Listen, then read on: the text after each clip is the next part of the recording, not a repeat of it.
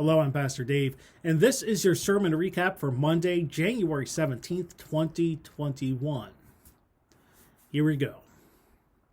This week, we went into Nehemiah's approaching the king for his approval to go to Jerusalem and to make the repairs. In many ways, we're not looking so much at what Nehemiah wanted, but we're actually starting to see what God wanted and how God made this happen. And how this transpired really starts to show us much about God, including how God's will has its own timing. The gates have been destroyed for over 70 years. And actually, Nehemiah had been praying for about 4 months over this very issue.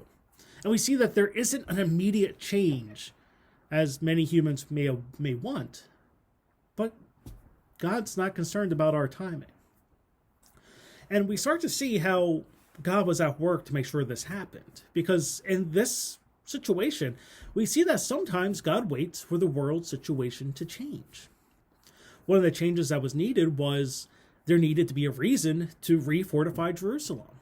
And in those 4 months, it happens. There's a rebellion in Egypt, and the king would have reason to fortify Jerusalem given its proximity to the Egypt rebels.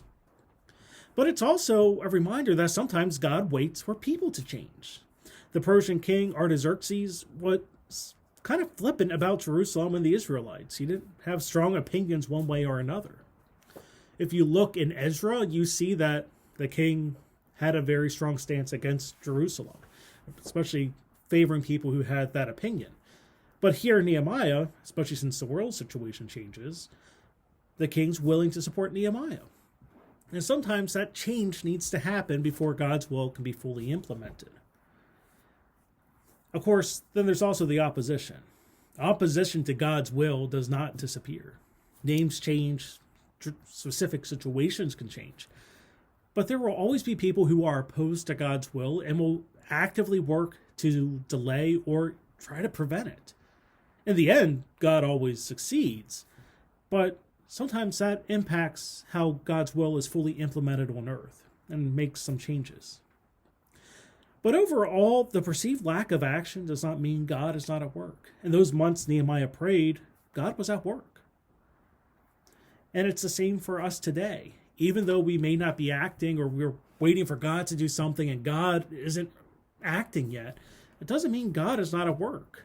It just means we're not seeing it yet. Because in the end, God's will be done on earth as it is in heaven.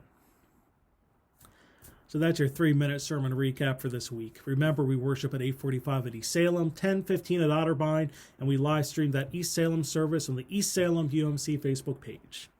But until next time, I'm Pastor Dave, and I hope to see you in our pews.